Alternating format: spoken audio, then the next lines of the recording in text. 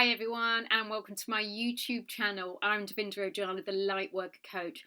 So for those of you that are new to me and my work, I am a transformation guide, a consciousness educator and a spiritual teacher. Founder of Med Yoga School, The Lighthouse and Fierce, Focus and Feminine.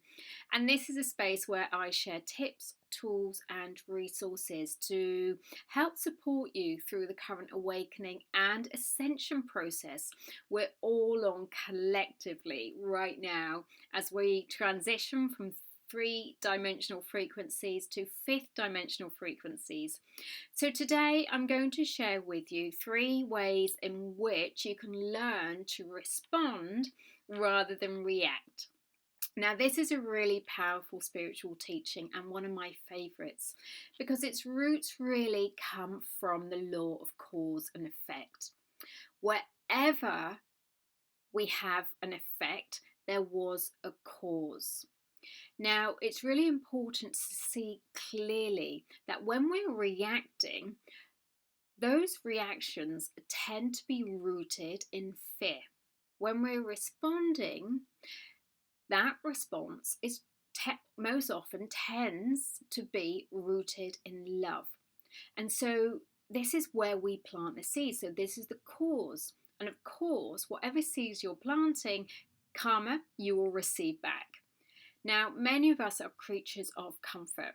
So we tend to play out the same cycles, the same patterns again and again and again. We don't change at the level of cause. And we keep getting the same effect showing up, which means we then tend to become more reactive, and even more reactive. And this can spiral out of control. And this leads to dis-ease, disharmony, etc., and manifestations that we don't want to be creating.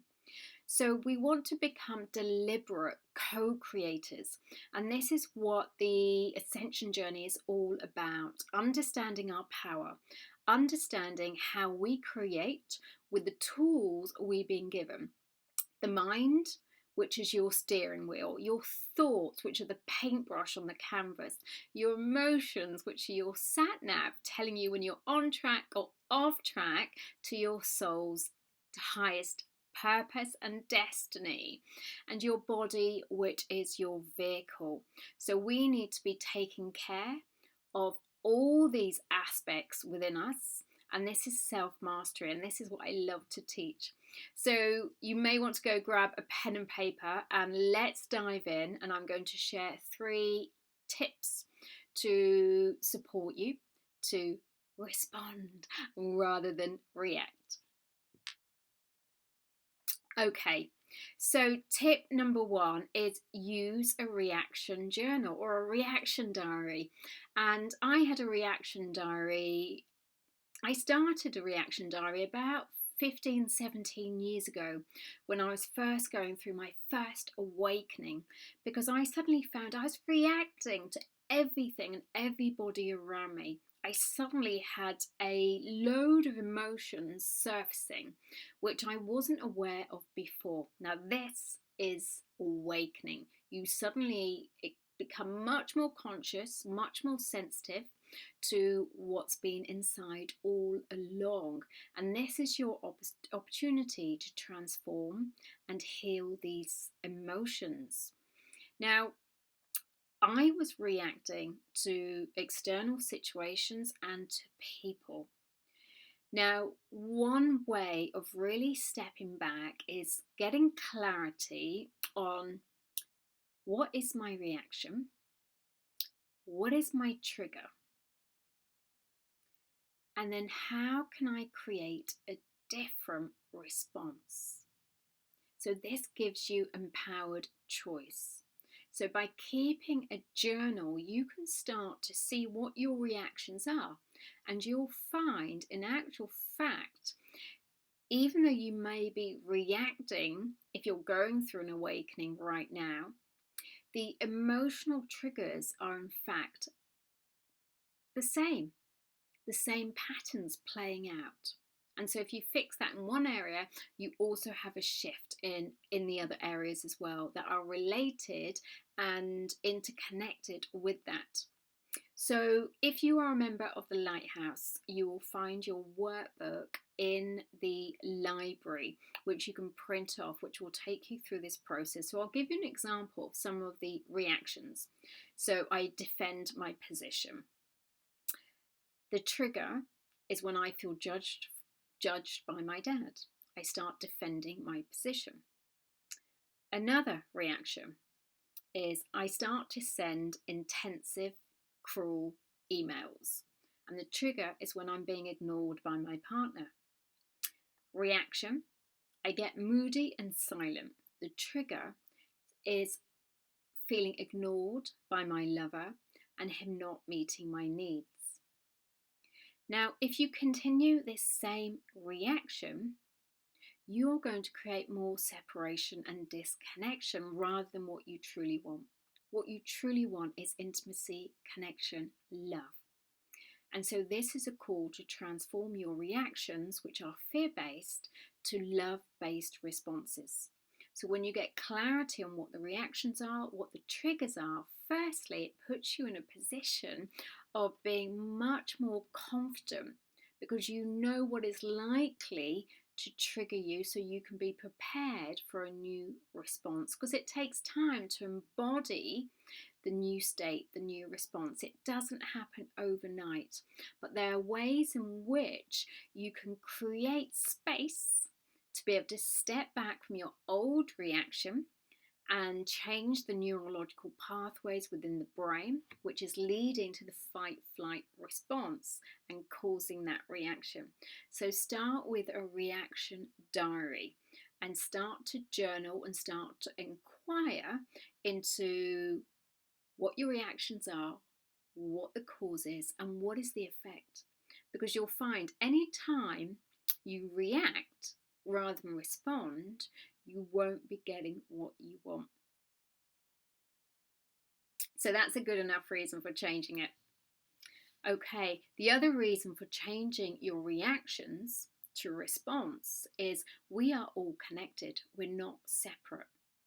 So whenever you react and react and react and react, you are sending that energy vibration out to the world and to everybody else. And so this is how you will impact the world if you really want peace, harmony, and love, by changing your response, changing your reaction to a response instead. And this allows you to make an empowered choice. And we can break our habits, although we are creatures of habit and we tend to be reactive and use our primitive brain. In actual fact, we can learn to use the divine mind, which allows us to step back. So start with the reaction diary.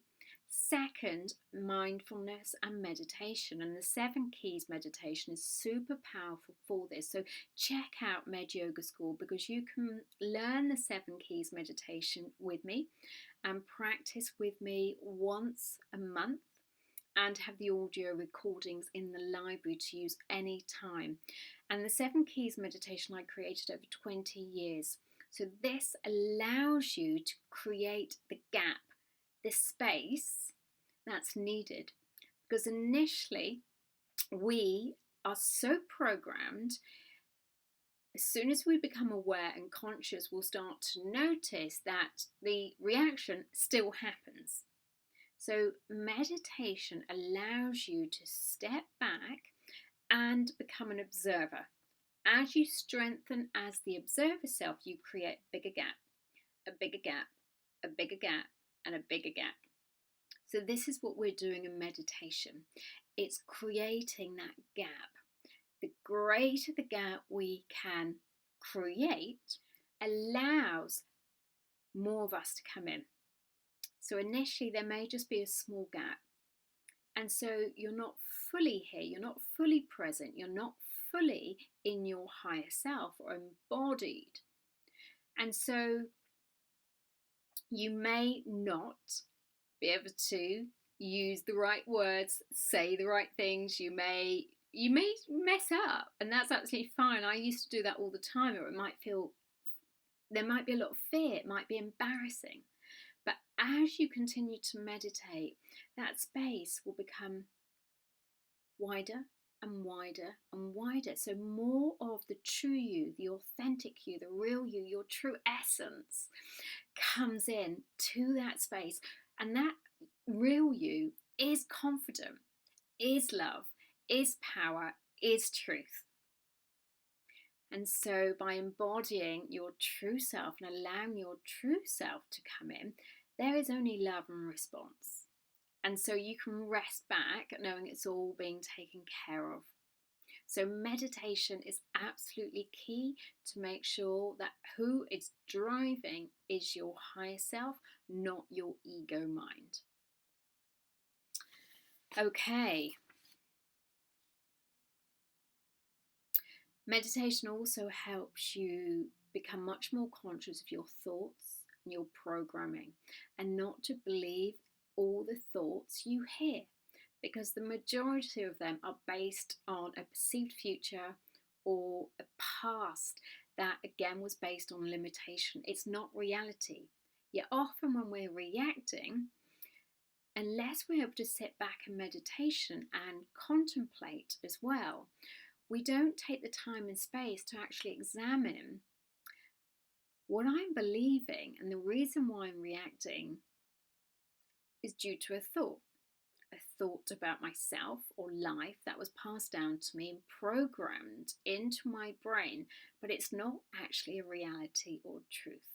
So this is how we can fast track and accelerate and break the illusions. So our whole model of reality around us shifts and changes when we start to meditate, because we start to see the model of reality we've been living by is not the one that in actual fact is our truth and the one we would want to be living in. And you have that power to change that by examining that thought and the belief.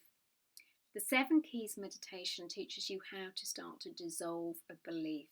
The more you practice meditation, the more you will be breaking down the structures that have been put into place to defend this belief, to defend this thought. They all start to crumble because you're no longer feeding. There's no fuel, no more fuel going into those pathways, which means they start to unplug and we can start to rewire and reroute them in the directions we want them to go. So number 2 is meditation. Number 3 is heart presence.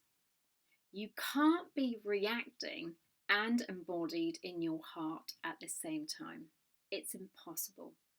Your heart is much more powerful than your brain is.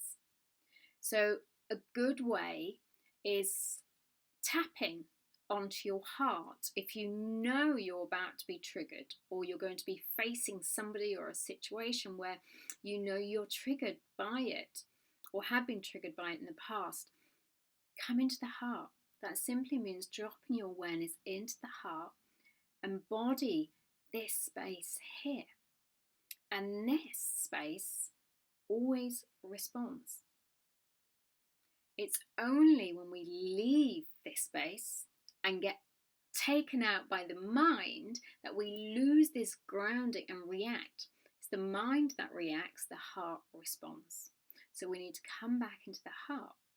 And when we're in the heart, we can ask questions like, if we've had a reaction to somebody, we can ask questions such as, is this who I really am? Really simple question. Is this who I really am? And this starts to break away the identification, because we tend to create an identity out of our reactions. And it's that identity, by keeping it alive, gives it more energy and more power. So we want to break the identity. So question your reactions. Is this who I really am? Creating space. When you drop into the heart consciously, you're creating more space.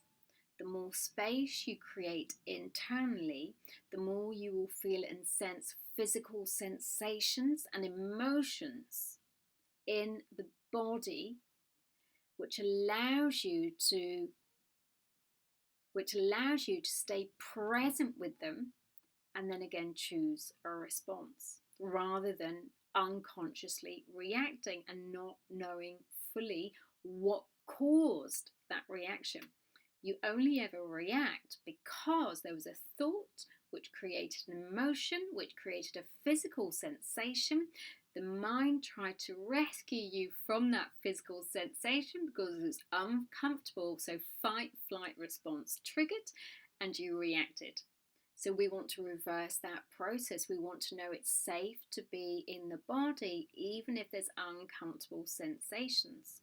So by practicing coming into the heart, you're creating a space of love for whatever shows up. So if fear shows up, you're in your heart. Your heart can hold a space for that fear or for that anger.